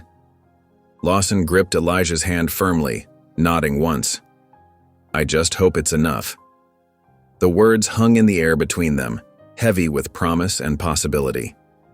The morning sun cast long shadows across the courthouse steps as cameras flashed in rapid succession. Reporters crowded the entrance, their microphones thrust forward like spears, jostling against each other for the best position. Elijah Harris moved with measured steps, his dark suit pristine, his expression carved from stone. His polished shoes clicked against the concrete with quiet determination. "Mr. Harris, Mr. Harris." The voices blended together in a cacophony until one question cut through the chaos. "Are you confident in today's case?" Elijah paused, turning to face the sea of cameras. His voice carried across the crowd with quiet authority, each word carefully chosen. "We're not just here for my daughter. We're here for every child this has ever happened to, and every child who might face this in the future." Inside the mahogany-paneled courtroom, tension crackled like static electricity. The high ceiling seemed to press down on them all as the prosecution's opening statement landed like hammer blows. "What happened to Aaliyah Harris wasn't an isolated incident," the prosecutor began, gesturing to a thick stack of manila files. "This department has a documented history of racial bias spanning decades, and today we'll prove it." Charts and graphs filled the projection screen, their cold statistics illuminated in harsh white light. Numbers told a damning story: disproportionate arrests, fabricated charges, buried complaints. Each piece of evidence drew sharp inhales from the gallery, the sound like a collective gasp of disbelief. Hadley's defense team tried to paint it as an overreaction, their voices strained with forced casualness. "This was an unfortunate misunderstanding," his lawyer argued, hands spread wide in a gesture of appeal. "But to suggest systemic corruption based on one incident is irresponsible and damages the entire department." Rourke's attorney took a different approach, his tie slightly askew as he paced before the jury. "My client followed standard procedure," he insisted, his voice rising. "He responded to what he believed was a break-in. That's what we train our officers to do, that's their job." As afternoon light slanted through the high windows, casting golden bars across the floor, Elijah's team delivered their knockout punch. Evidence appeared on screen. Internal emails, deleted files recovered from department servers, each one more damning than the last. Hadley's own words damned him. "Destroy those records." This never happened. Whispers rippled through the courtroom like wind through dry leaves, growing louder with each new revelation. Hadley sat rigid in his chair, the color draining from his face as his carefully constructed world began to crumble around him. His eyes darted to his lawyers who were frantically scribbling notes on yellow legal pads, their faces grim. The judge called for order as the gallery's murmurs grew louder, her gavel echoing through the chamber. In the back of the courtroom, Aaliyah sat between two federal agents, watching her father stand tall for justice. Her small hands were clasped tightly in her lap, knuckles white with tension, her eyes never leaving her father's back as he fought not just for her, but for something much bigger than them both. Chief Hadley's office felt smaller than usual, the walls seeming to close in as he stared at the crisp white paper on his desk. His signature line waited at the bottom, blank and accusatory. The morning light filtered through the blinds, casting prison bar shadows across his resignation letter. The mayor's expensive shoes clicked against the hardwood floor as he paced. "This isn't a request, Hadley. Sign it." Hadley's fingers tightened around his pen. 30 years of service, reduced to this moment. "You're throwing me to the wolves," he said, his voice hoarse. "No," the mayor replied, stopping to face him. "You did that to yourself when you chose to cover up misconduct instead of addressing it." The pen felt heavy in Hadley's hand. Each letter of his signature was like carving his own epitaph. The mayor snatched up the paper before the ink could dry.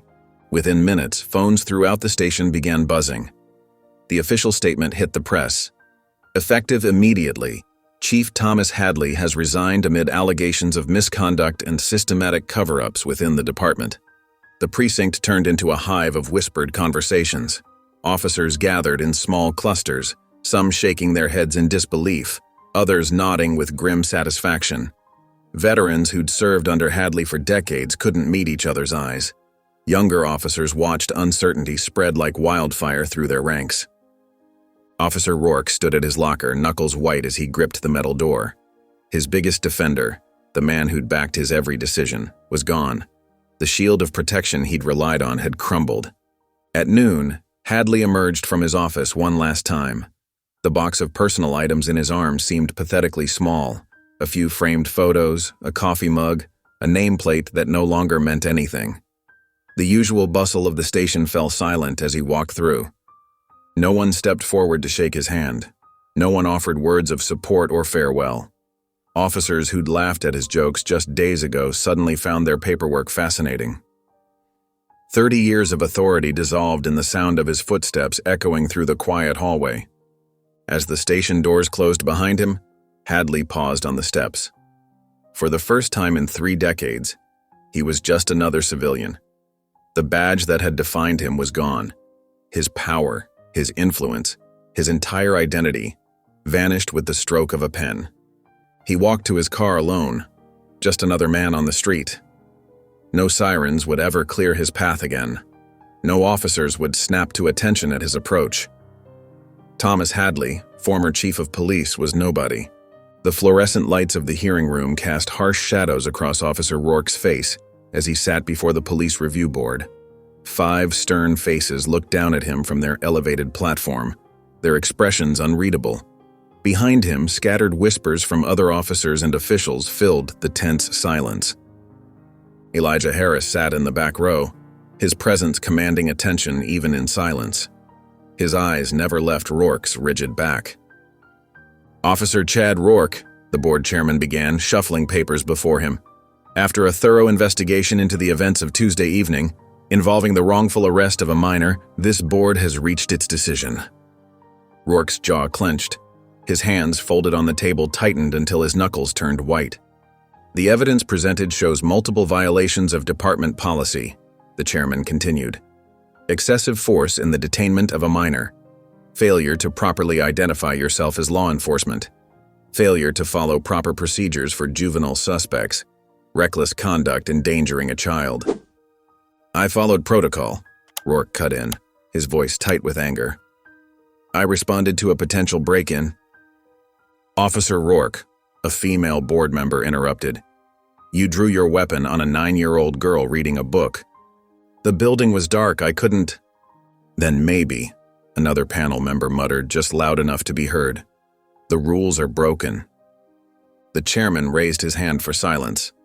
"Furthermore, your subsequent actions, refusing to acknowledge your mistakes, attempting to justify clearly inappropriate behavior, and filing a retaliatory lawsuit, demonstrate a fundamental lack of judgment and responsibility." Sweat beaded on Rourke's forehead. He glanced back at his union representative, who avoided his eyes. "Officer Chad Rourke," the chairman's voice grew firmer, "it is the decision of this board that your actions were grossly negligent and incompatible with the duties of a law enforcement officer. You are hereby terminated from the police force, effective immediately." Rourke shot to his feet, his chair scraping loudly against the floor. "This is ridiculous. You're destroying my career over politics." "No," the chairman replied calmly. "You did that yourself." Red-faced and trembling with rage, Rourke turned toward the exit, his eyes locked with Elijah Harris's steady gaze. For the first time since that rainy evening, Rourke felt something crack in his certainty. In Harris's eyes, he saw not triumph or gloating, but something worse, pity. The realization hit him like a physical blow. He had lost. Not just his job, but everything he'd believed about himself. He wasn't the hero of this story. The afternoon sun streamed through the tall windows of the Department of Justice headquarters as Elijah Harris stepped up to the podium. Camera flashes peppered the room like lightning, but his expression remained steady, determined. The weight of the past weeks showed in the slight shadows under his eyes, yet there was a quiet triumph in his stance. "Today marks not just the end of a case, but the beginning of real change," he began, his voice carrying across the hushed room. "This is not just a victory for my daughter. This is a victory for every child who was ignored, every family who was silenced, every person who was told justice was out of reach." In the crowd, reporters scribbled furiously. Some nodded, understanding the gravity of the moment. Sergeant Lawson stood at the back, arms crossed over his chest, a satisfied smile playing at the corners of his mouth. The changes being implemented today include mandatory racial bias training, stricter guidelines for handling minors, and increased accountability measures for all officers, Elijah continued. "But more importantly, we're changing the culture. No more silence, no more looking the other way." The police department's new federal oversight program would ensure these weren't empty promises. Already, training sessions were being scheduled, policies rewritten, oversight committees formed. Later that evening, the Harris home was quiet, peaceful for the first time in weeks. The living room lamp cast a warm glow as Aaliyah curled up on the couch, a new book open in her lap. Her fingers traced the pages gently, almost reverently, as if rediscovering an old friend. Elijah sat beside her, watching his daughter with gentle eyes. He reached out, rubbing her back softly. "Are you okay, baby?" he asked, his voice barely above a whisper. Aaliyah looked up from her book, and for the first time since that terrible night, a genuine smile spread across her face. "Yeah," she whispered back. "I think I am." From the kitchen doorway, Vanessa watched them, her heart full, but cautious. They had won their battle, but she knew the road ahead would still have its challenges. Yet seeing Aaliyah smile again, seeing her husband finally relaxed, it felt like a new beginning. Sergeant Lawson had already started working with the new oversight committee, determined to ensure these changes stuck. The community was watching, waiting, hoping that this time things would be different, that this time justice wasn't just a word but a promise kept. The morning sunlight painted warm patterns across the Harris family kitchen, catching the steam rising from fresh pancakes on the griddle. Elijah stood at the stove, spatula in hand, carefully watching the bubbles form on each pancake's surface. It had been months since he'd made breakfast, really made it, not just grabbed coffee on his way to another meeting. Aaliyah sat quietly at the kitchen table, her pink pajamas slightly rumpled from sleep. Her fork moved in slow circles around her empty plate, making soft scratching sounds against the ceramic. The shadows under her eyes had faded, but a certain wariness remained in her posture. "Got a big day planned, kiddo?" Elijah asked, trying to keep his voice light and casual. He flipped a pancake with practiced care, remembering weekend mornings before everything changed, when Aaliyah would chat excitedly about her plans. Aaliyah's shoulders lifted in a small shrug. She hadn't ventured out much since the incident. Their home had become her sanctuary, but Elijah worried it was becoming more like a hiding place. Vanessa entered the kitchen, already dressed for the day in comfortable weekend clothes. She carried that gentle air of purpose that had helped guide their family through the darkest days. Sliding into the chair beside Aaliyah, she reached over to smooth a stray curl from her daughter's forehead. "How about we go to the bookstore today?" Vanessa suggested, her voice warm and encouraging. She didn't push, didn't make it sound like a big deal, just a simple invitation.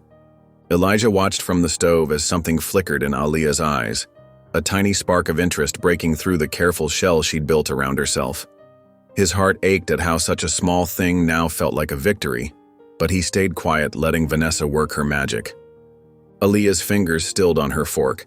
She glanced up at her mother, then over at her father, testing their expressions. The silence stretched for a moment, broken only by the soft sizzle of pancakes on the griddle. "Okay," Aaliyah finally said, her voice soft but steady. "The bookstore sounds nice." Elijah caught Vanessa's eye across the kitchen, sharing a moment of quiet relief. It wasn't a dramatic breakthrough, but it was something real, a small step back toward normalcy, toward healing. Sometimes the biggest victories come in the smallest moments. The bells above the bookstore door chimed softly as Aaliyah and Vanessa stepped inside. The familiar scent of old books and cinnamon from Mr. Thompson's ever-present teacup wrapped around them like a warm blanket. Aaliyah's fingers clutched her jacket tighter, her shoulders tensing as she scanned the store. A few customers browsed the shelves, and Aaliyah felt her heart race. Would they recognize her from the news? Would they stare? Judge her? "Well, look who's here." Mr. Thompson's weathered face broke into a genuine smile as he emerged from behind the counter.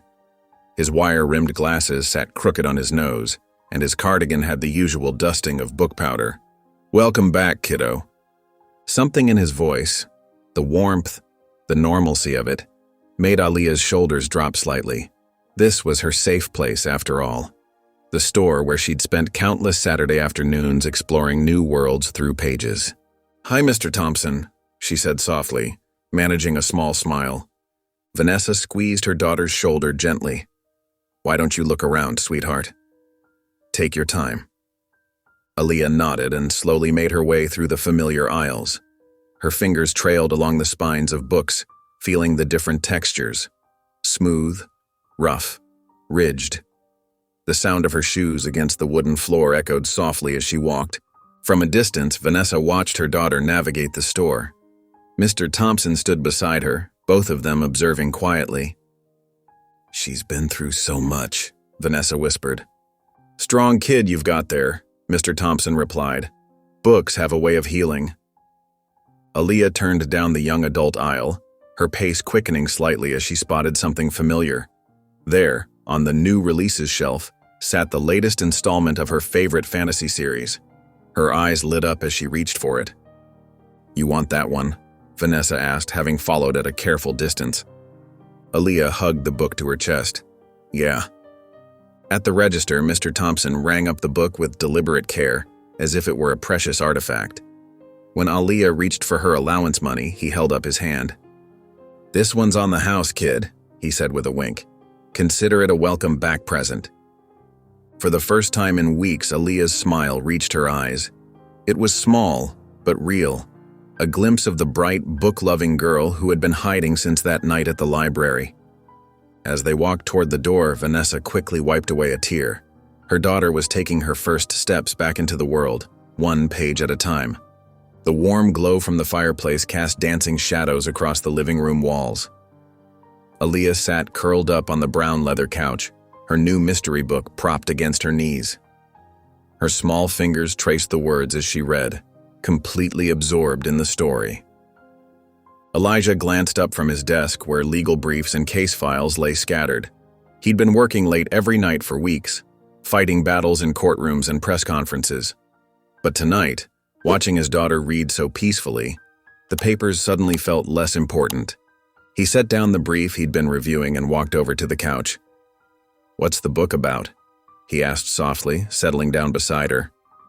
Aaliyah shrugged but instinctively moved closer to him. "It's about a girl who solves mysteries," she said, her voice quiet but interested. The book was clearly capturing her imagination. "Sounds like my kind of story," Elijah smiled, feeling a warmth that had nothing to do with the fireplace. There was no tension between them now, no weight of recent events pressing down, just a father and daughter sharing a quiet moment. He realized with a pang how many of these moments he'd missed. How many evenings he'd spent at the office instead of here, listening to Aaliyah talk about her books. Fighting for justice was important, but so was this, being present for the small, precious moments with his daughter. The firelight flickered across Aaliyah's face as she leaned against him, her eyes growing heavy. She yawned, the book slowly lowering to her lap. Elijah wrapped an arm around her shoulders, pulling her close. "I love you, baby," he whispered, pressing a kiss to the top of her head. Aaliyah snuggled deeper into his side, her voice sleepy but content. "Love you too, Daddy." The small coffee shop buzzed with morning chatter. Sergeant Henry Lawson sat alone at a corner table, watching steam rise from his black coffee. After 30 years on the force, his badge now felt heavy in his pocket. The past few months had changed everything: the department, his colleagues, his entire worldview. The bell above the door chimed.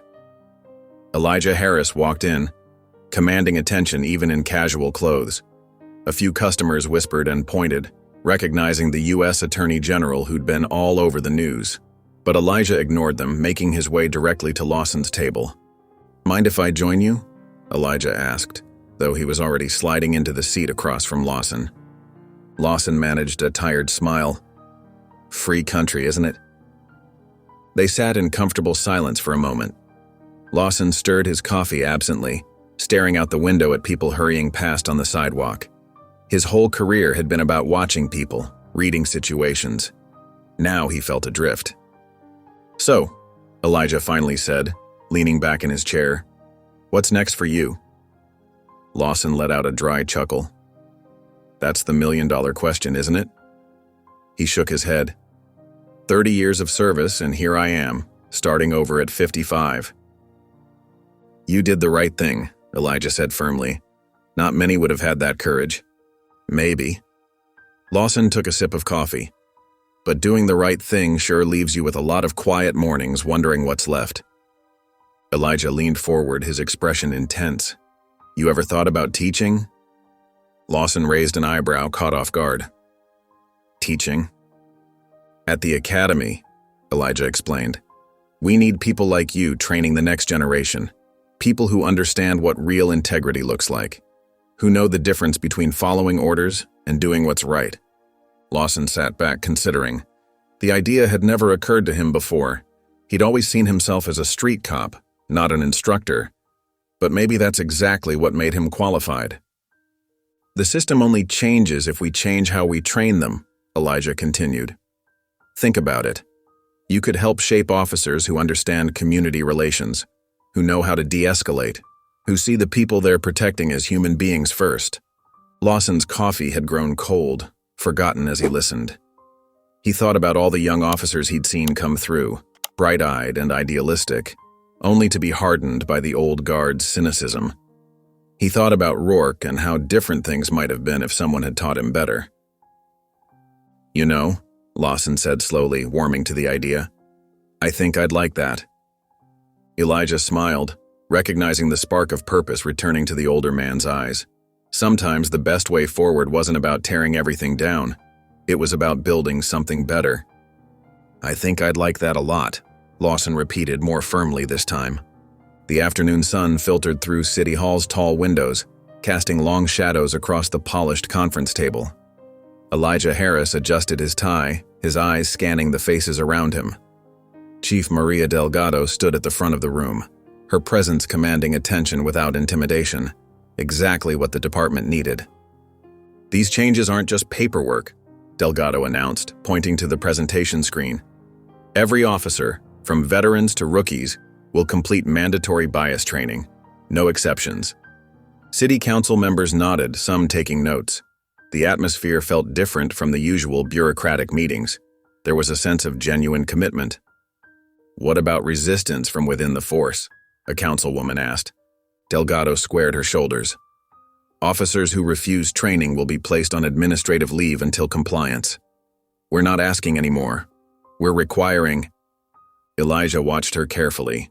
He'd personally vetted Delgado for this position, impressed by her 20-year record of progressive policing in Chicago. Now, seeing her in action, he knew he'd made the right choice. The meeting continued as they discussed specifics. The new mentorship program would pair veteran officers with community leaders, creating bridges that had been burned long ago.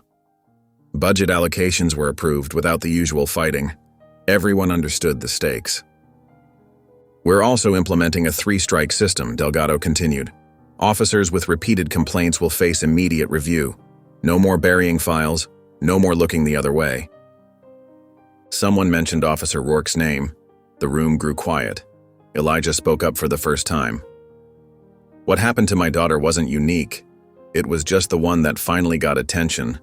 These changes ensure it never happens again." As the meeting wrapped up, city officials shook hands, exchanged knowing looks. This wasn't just policy. This was transformation. Elijah gathered his papers, nodding to Chief Delgado. "Good work today." She smiled slightly. "This is just the beginning, sir." Outside, the late afternoon sun painted the sky in shades of orange and pink. Elijah paused on the steps of City Hall, letting the breeze wash over him. For weeks, he'd carried the weight of anger, of determination to fight. Now, watching that determination turn into real change, he felt something shift inside him. The fight had meant something. It had meant everything. The afternoon sun streamed through the library's tall windows, casting a warm glow over the packed room. Familiar shelves of books lined the walls, but today the usual quiet was replaced with excited murmurs and the soft whir of news cameras. The large banner stretched across the front of the room seemed to shimmer, honoring Aaliyah Harris, a voice for justice.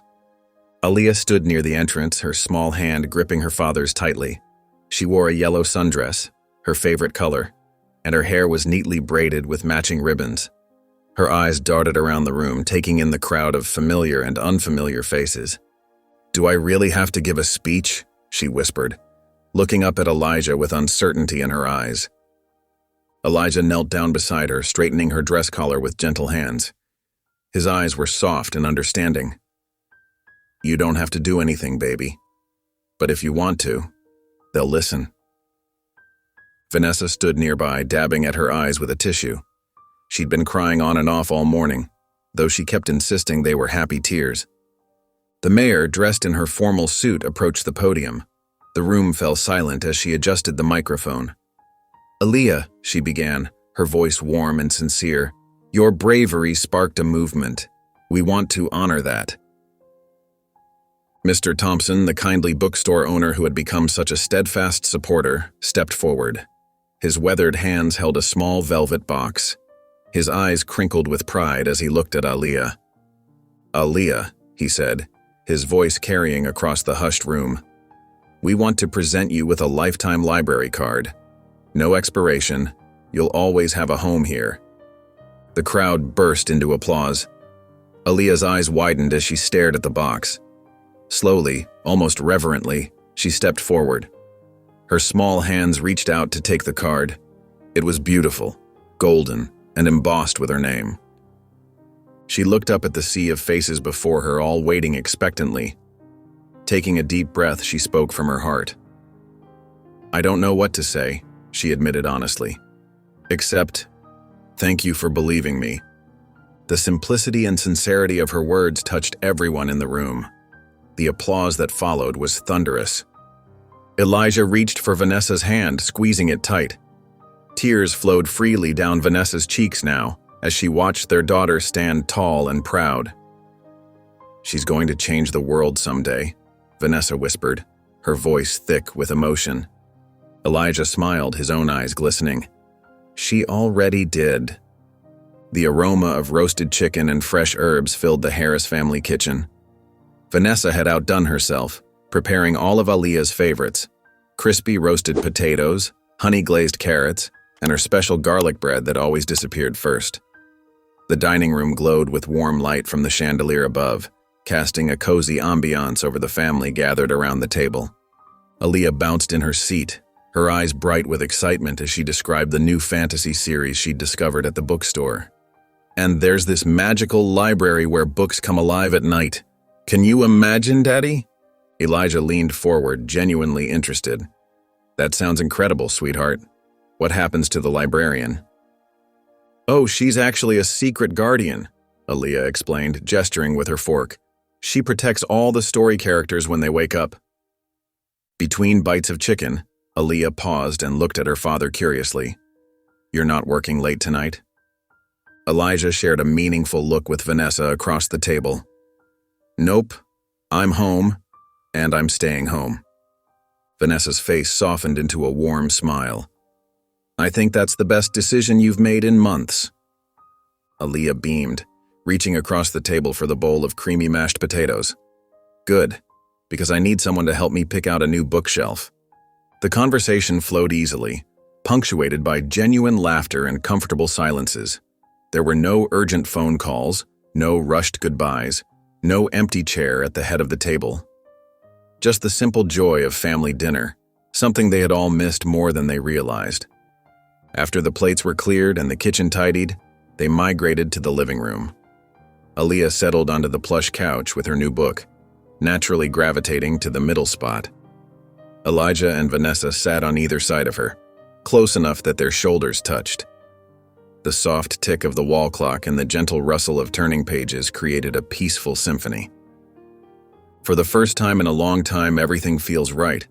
The soft glow of Aaliyah's butterfly nightlight cast gentle shadows across her bedroom walls. She sat propped against her pillows, her new book open in her lap, completely absorbed in the story. Her dark curls were still damp from her shower, and she wore her favorite purple pajamas, the ones with tiny silver stars scattered across them. Elijah paused at her doorway, leaning against the frame. A smile tugged at his lips as he watched her turn another page. "Still reading?" Aaliyah looked up, her face brightening. "I'm at the best part." Her fingers marked her place carefully, not wanting to lose her spot. He stepped into the room, the carpet muffling his footsteps, and settled on the edge of her bed. The mattress dipped slightly under his weight. "Tell me about it." Aaliyah's eyes lit up as she launched into her explanation. "So there's this girl, right? And everyone thinks she's too young to do anything important. But then she discovers this huge secret, and she's the only one brave enough to tell the truth." Her hands moved animatedly as she spoke, the book bouncing slightly in her lap. Elijah listened intently, drinking in every word, every gesture. He noticed how her voice grew stronger when she talked about bravery, how her shoulders straightened with pride. This wasn't the same scared little girl from a few months ago. This was his daughter, restored and resilient. "You know," he said softly, reaching out to tuck a stray curl behind her ear. "You remind me of a hero." Aaliyah tilted her head, curiosity sparking in her eyes. "Who?" Elijah tapped her nose gently. You. A blush crept across her cheeks, but she didn't look away. Instead, she closed her book and set it carefully on her nightstand, right next to her new lifetime library card. "Time for bed, sweetheart," he said, helping her snuggle down into her covers. He pulled her favorite quilt up to her chin, tucking it around her shoulders just the way she liked. "I love you, Daddy," Aaliyah murmured, her eyes already growing heavy. Elijah leaned down and pressed a kiss to her forehead. "I love you more, baby." He stood and walked to the door, pausing with his hand on the light switch. The warm night breeze rustled the curtains gently, carrying the sweet scent of blooming jasmine from their garden. In the soft glow, he watched his daughter, safe, strong, and whole. The fight was worth it. Justice was served, and their family was finally, beautifully, at peace. With one last loving look, he switched off the light and quietly closed the door. If you enjoyed the story of Jonathan, I handpicked this next story that you will enjoy. Please don't miss this one. Click here to watch it.